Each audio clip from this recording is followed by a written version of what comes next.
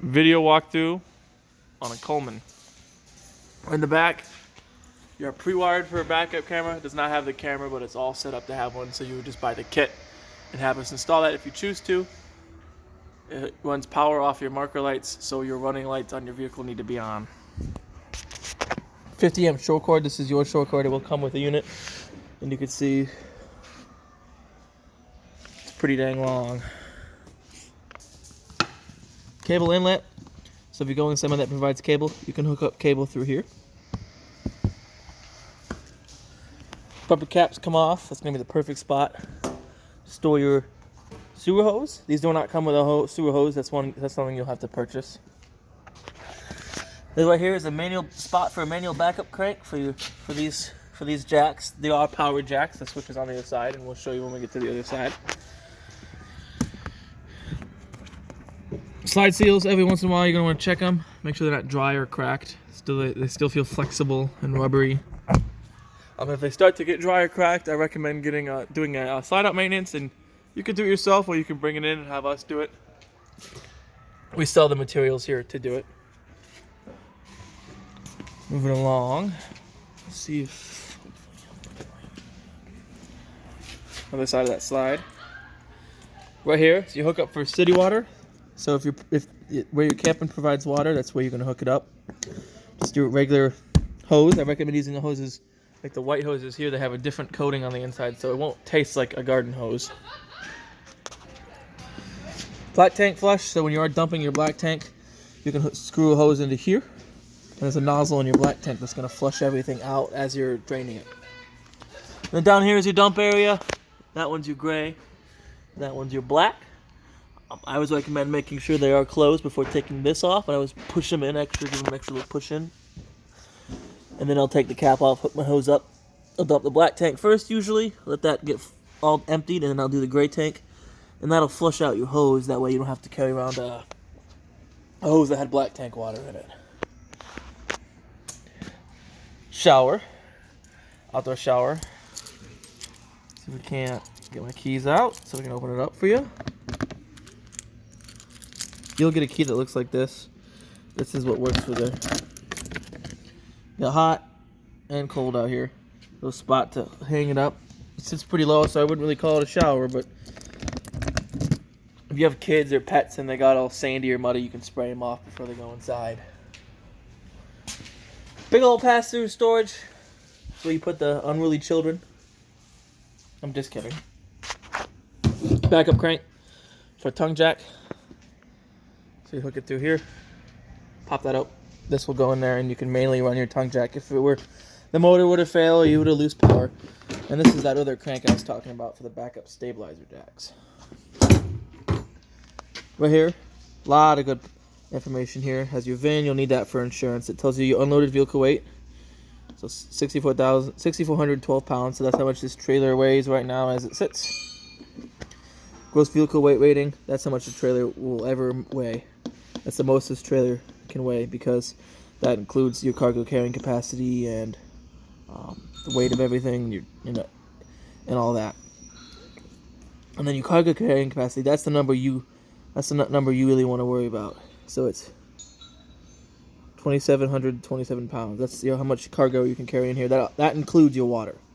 So water is included in cargo. And then your tire pressure, 65 psi. Go off of this number, not what your tires say. Moving along, Group 24 RV Marine Grade battery. It's a brand new battery. We never keep these units on the lot with new units. We never keep new units on the lot with a battery. So this battery is put in today. In the winter, I recommend taking it completely out, storing it somewhere warm. The winter is killer on these batteries, so keep that in mind. And if it's going to be a long time between trips, I definitely recommend disconnecting the negative lead off of your battery. That's going to keep anything from unnecessarily pulling any voltage from your battery. Propane tanks, you don't have to take the cover off. You won't even do it. You can unscrew these. So you gotta like push down on them. There we go. So up. Dual 20-pound cylinders. Let's see if we can lift this up. So easier to see. This is your automatic changeover regulator. It's pointing to this tank, so it's going to pull from this tank too. If you were to have this one on, this will automatically, if this one to get emptied, it'll switch automatically to pulling from this tank.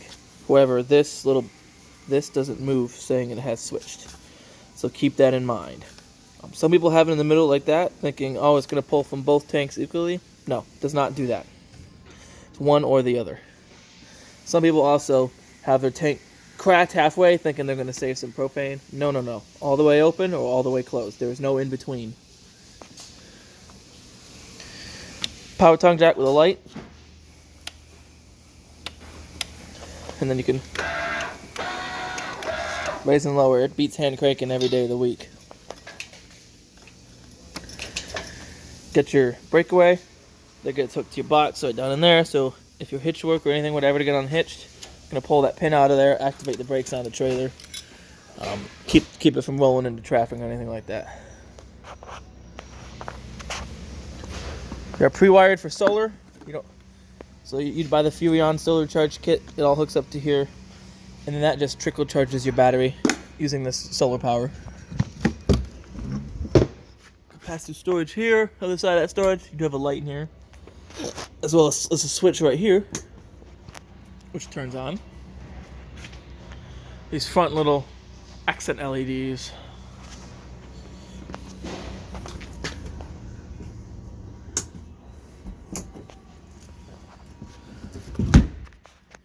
You have your stabilizer jacks right here. They're both the same on the front and the back, so we'll just show you the front ones. If extend and retract, they will both go down.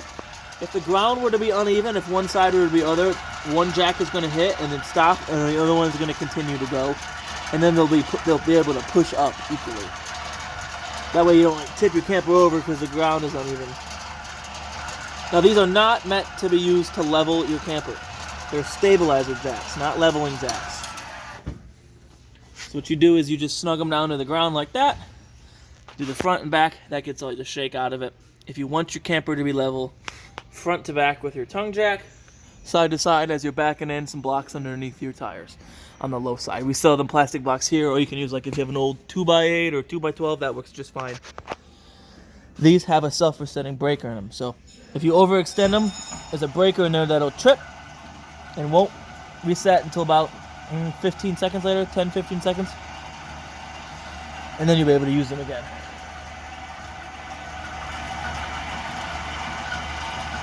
And the back jacks work exactly the same way.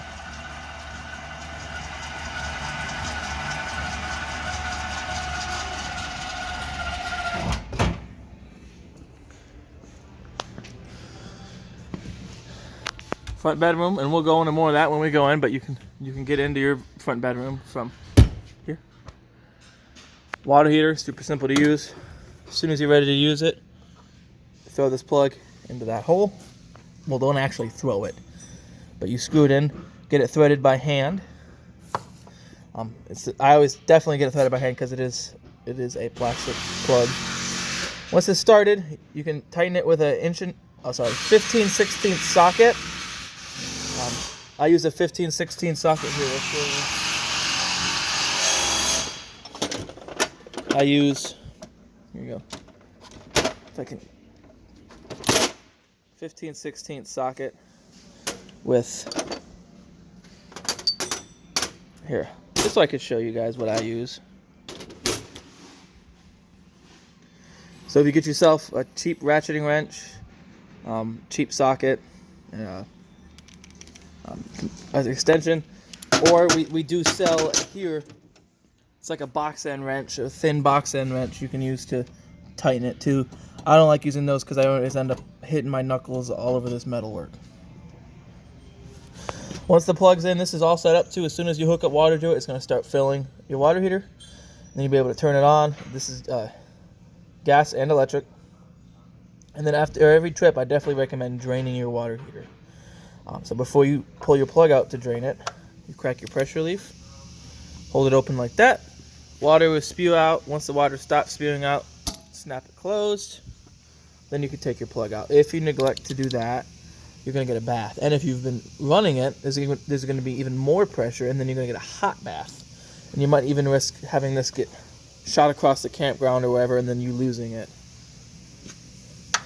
Other than that, clean in here 4 times a year. Definitely recommend doing that. If you don't clean in here, you might start losing pressure, and then if you lose gas pressure coming through, when it decides to light, it'll kind of do a fireball, and it'll be like a trickle of flame, and everything will. What you're really worried about is the flame getting to this, because once it gets to this, it's a thermal fuse, and then if it gets to that, water heater doesn't work anymore. Not until it's replaced. That component, not the whole water heater. So just keep it clean. Very easy to do.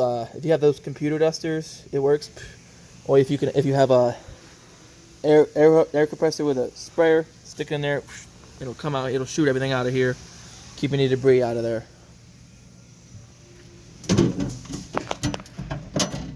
Like that.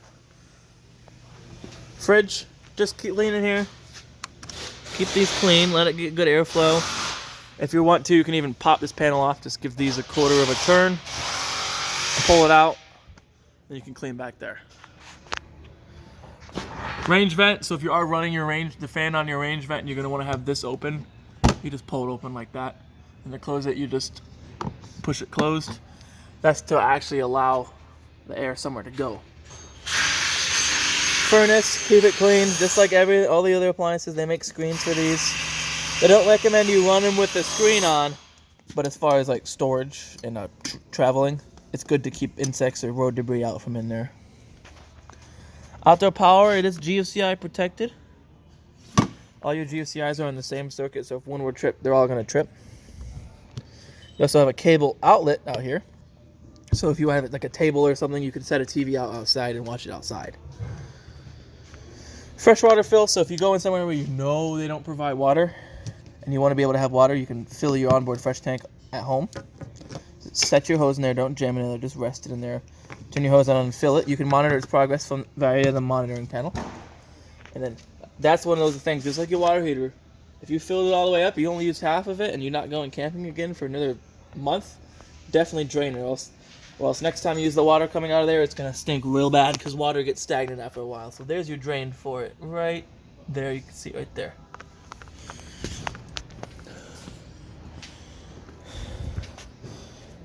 And then there's your switch for your back jacks. Well, that's pretty much it for the outside. We'll head on into the inside.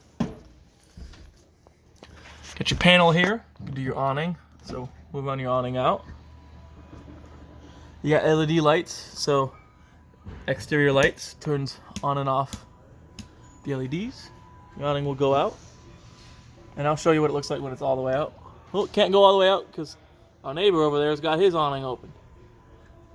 But you go out, you'll see the bare tube, and then the flap will flap down. And they are adjustable. Hard to do one-handed, and especially if the awning is not all the way open either. But you would pinch these. You see the little metal detents on each side. You'd pinch them, and then you would pull this end in so you can see how it wants to move in there, and that allows it to lower, which will pitch one end down in. And that's good for getting rain off to one side. Now, if it starts pouring down rain, definitely roll your awning back up. Now, there's no wind sensor or anything, so you'll have to be wary. It's not going to roll itself back up. It doesn't automatically stop when it goes out. Excuse me.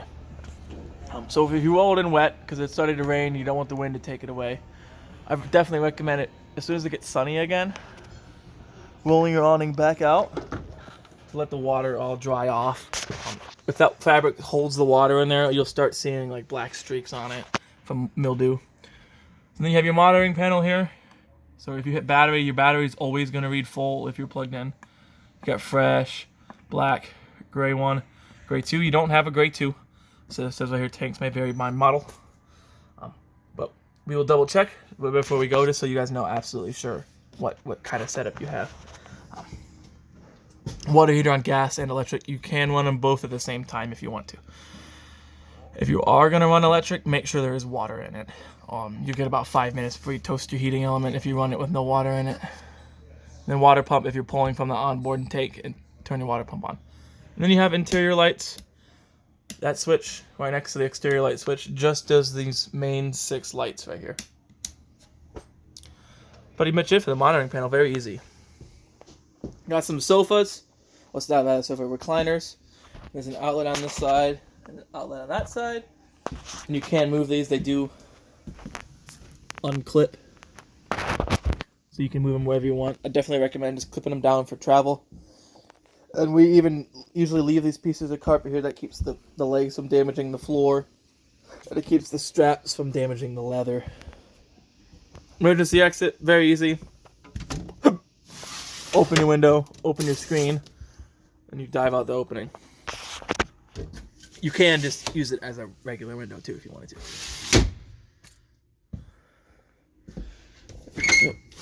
There we go. These windows, you have to be pretty aggressive closing them. Don't worry about breaking the glass. Now, don't slam them, but be a little aggressive closing your windows. Fireplace, excuse me. Whew. Microwave. Microwave only works when you're plugged in. So if you're not plugged in, your microwave's not going to work. Light for over here. Fan. It takes a while for the fan to kick on. You can hear it. There we go. Now, like I said, if you're going to use your fan, make sure that vent on the outside is open. Folding cooktop. That's going to act as a backsplash. You turn it on, and you just... The gas is off, so we're going to burn all the gas off in the lines. But you would just turn it to high, twist this to light it. Similar to with your oven.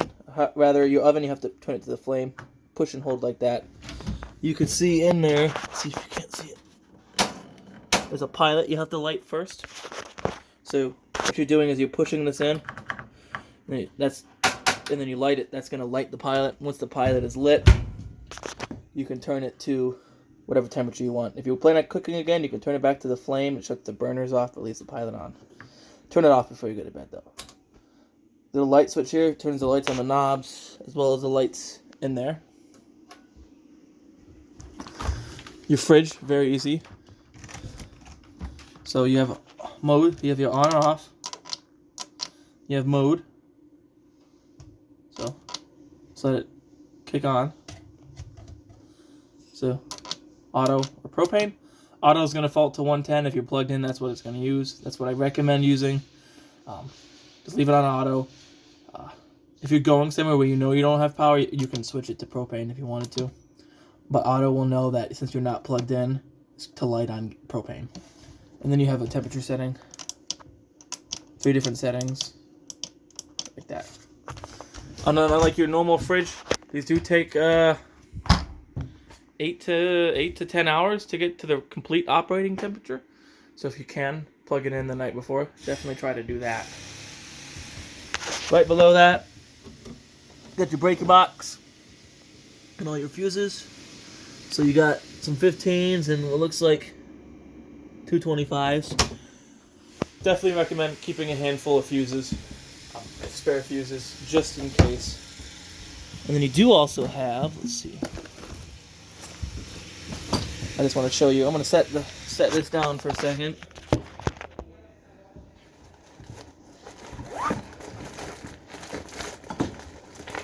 So I can show you some of the stuff in here.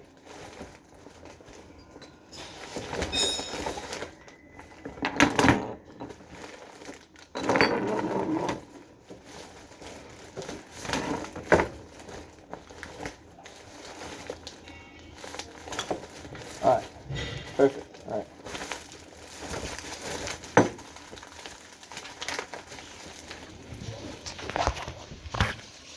My bad. So in here you have a couple different manuals. I can't get it open so you can see in there. It's hard to do. You got manuals for everything, and you even have stuff to mount toilet paper roll holder. They don't ever mount them they don't ever mount them from the factory because no matter where they mount them, someone will say they're wrong. And then you have a plug for your sink in here. And a plug for your shower. So since I already had them in my hand, put them in there for you.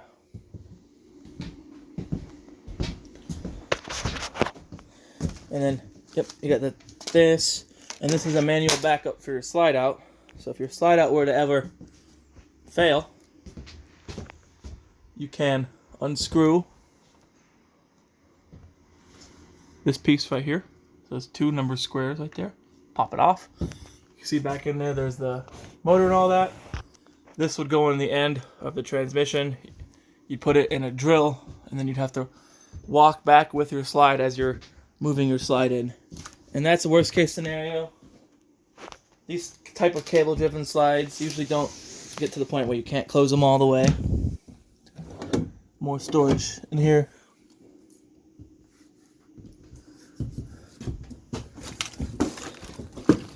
And then, yeah, so I know we're going a lot over this, but I like to make sure people are really well informed about these. You got this in there. There's a manual. There's a main manual in here. Now, that's what I'm trying to find for you folks. I should have gotten it already, but I didn't. Here it is. There you go. So, Dutchman Owner's Manual. This is pretty broad. It covers a lot of Dutchman's products, a lot of Coleman's and all that. But I definitely recommend, if you got the chance, to give that a read through when you get home. Yeah, and then I'll make sure this gets put back in that drawer for you. Moving along, got your TV right there. The remote for your TV works just like your TV at home. Got your radio down underneath here. Hit the middle button right there, and that turns it on. It'll say welcome. You got presets here, push and hold to save presets. You can go through modes, auxiliary in, Bluetooth, and then FM. You'll ignore HDMI and USB because it's not set up for that right now. They just use the same radio for a lot of different models. So there's your auxiliary input, and then USB. You go through bands, so you have different FM, so you can save presets, and then you have to go back to AM.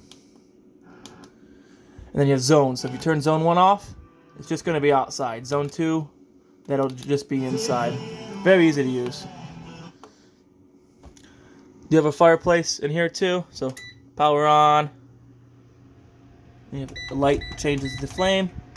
This button right here, changes how much heat's coming out. And this one changes the temperature of the heat coming off. Very easy. And a little secret about this little entertainment area. If you look underneath here, there's a little strap. Undo the strap.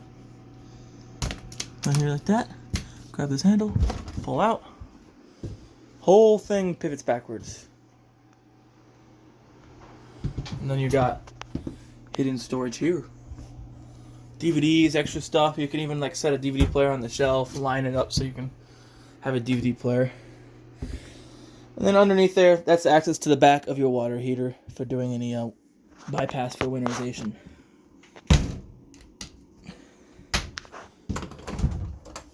And then an actual visible pantry storage compartment.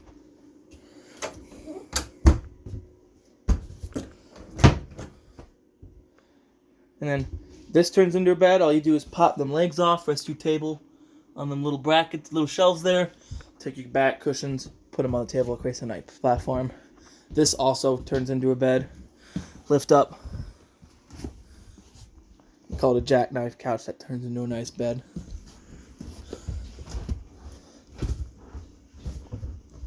There we go. And then this folds down. Some cup holders. Moving along. Bathroom, pretty self-explanatory. You have dual sliding doors like this, so unstrap it. Slide it closed for some privacy. Same deal with your bedroom door.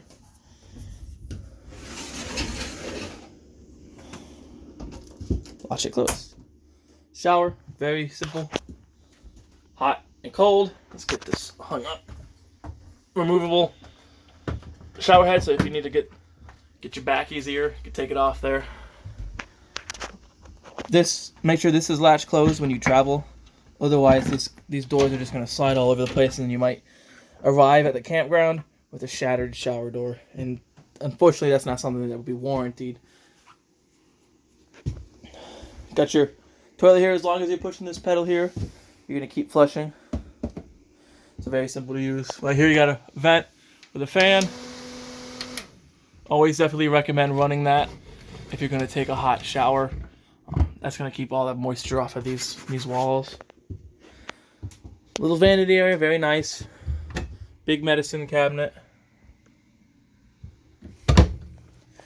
This is the Resettable Gfci. So if any of your GFCIs trip, this is the one you go and reset it. And this little pop out you hit and reset.